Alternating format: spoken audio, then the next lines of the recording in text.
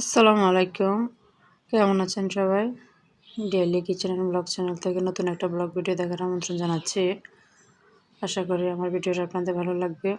ভিডিওতে থাকা কোনো অংশ যদি একটু হলেও ভালো লেগে থাকে, প্লিজ একটা লাইক দেবেন। আমার ছোট্ট চ্যানেলটা সাবস্ক্রাইব করে আমার পাশে থাকতে পারেন। আজকের ভিডিওটা এখানে শুরু করছি। আমি বিকেলের দিক থেকে বিকেলে একটু বাইরে গিয়েছিলাম। তো সেখান থেকে এই ভিডিওটা নেওয়া। একটু উপরে গিয়েছিলাম, উপর থেকে এই ভিডিওটা নিছি। বাইরের দৃশ্যটা খুব সুন্দর ছিল বিকেলের দিকে। যেহেতু দিনভর প্রচুর রোদ ছিল, বিকেলের দিকে রোদের তাপটা একটুটা কমে আসছে। বাইরের দিকটা দেখতে খুব ভালো লাগতেছিল, এখান থেকে অনেক দূর পর্যন্ত দেখা যায়। তো কিছুটা ক্যামেরা নিয়ে নিলাম। তো বিকেলে ওখান থেকে ঘুরে এসে বাসায় চলে আসছি। বাসায় এসে রাতের জন্য কিছু রান্না করব। তো রাতের জন্য এখানে কিছু কাতলা মাছ নিছি। কাতলা মাছগুলোকে লবণ হলুদ মরিচ দিয়ে আগে একটু ভাজি করে নিছি।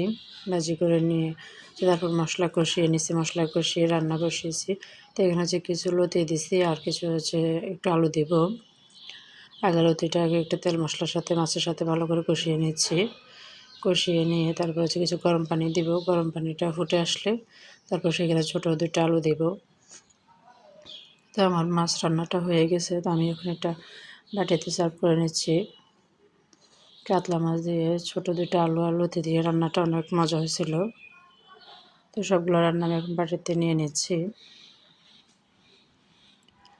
আরও কিছু রান্না করেছিলাম, সবগুলো আর ক্যামেরায় ধরা হয়নি, শুধু মাছের রেসিপিটা ধরলাম। যদিও এটা রেসিপি করে শেয়ার করার মতো তেমন রান্না না, এমনি যতটুকু ভিডিও আকারে নেওয়া যায় ততটুকু নিলাম। আরও রান্না করেছিলাম কিছু ডাঁটা শাক রান্না করছি, করলা ভাজি, কই মাছ ভুনা, আর সাথে কাতলা মাছের পাতলা ঝোলটা, এগুলোই রান্না করছিলাম আজকের জন্য। তো রাত্রে খাওয়া দাওয়া করে নিছি। তো এটা আমার পরের দিনের ভিডিও। পরের দিনে সকালবেলা যখন সকালে নাস্তাটা রেডি করতেছিলাম পরোটার জন্য, পরোটা বানাইছি। তো সেখানে একটু বেশি করে পরোটার ডোটা করে নিছি। তো এখানে আমি আটা ময়দা দুটো একসাথে মিক্স করে নিয়েছি। তো এখানে পরিমাণ মতো লবণ, পরিমাণ মতো তেল দিয়ে ভালো করে আগে ময়দা আটাটা মিক্স করে নিছি। মিক্স করে নেওয়ার পর কিছুটা গরম পানি দিছি। এখানে গরম পানিটা হাত দিয়ে স্পর্শ করা যাবে না, এরকম গরম পানি দিয়ে ভালো করে মিশিয়ে নিয়েছি প্রথমে কাঠিটা দিয়ে। তারপর যখন কিছুটা ঠান্ডা হয়ে আসছে তারপর সেটাকে হাত দিয়ে ভালো করে মুথে নিয়ে কিছুক্ষণের জন্য আধা ঘন্টার জন্য রেস্টে রেখে দিছি।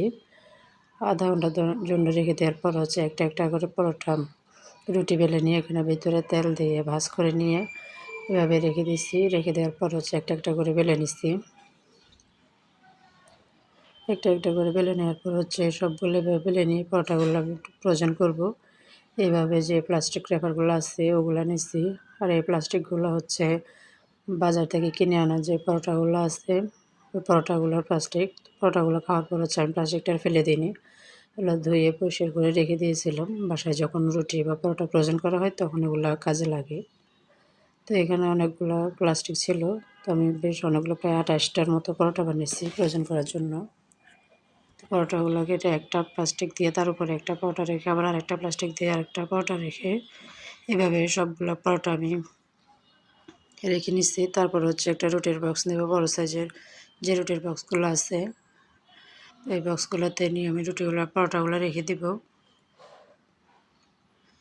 যেভাবে সবগুলো পরোটা নিয়ে নিচ্ছি এই বক্সটাতে। এখানে প্রায় অনেকগুলো পরোটা। তো এই পরোটাগুলো অনেক সময় দেখা যায় কোনো দিন ঘুম থেকে উঠতে একটু দেরি হয়ে যায়, বা ঘুম থেকে উঠলেও দেখা যায় খুব তাড়া থাকে বাচ্চাদের স্কুলের। তো কিছু পরোটা বা রুটি প্রয়োজন করা থাকলে বা প্রয়োজন করে অন্য কোনো আইটেম থাকলে দেখা যায় খুব সহজে সকালে নাস্তাটা করে নেওয়া যায়। তো সেটা মনে করি আর কি সকালের জন্য পরোটাটা প্রয়োজন করে রাখলাম। তো পরোটাটা আমি এখন ফ্রিজে রেখে দিব। ফ্রিজে রেখে দিয়ে বাকি কাজগুলো করে নিব। আসসালামু আলাইকুম, আল্লাহ হাফেজ।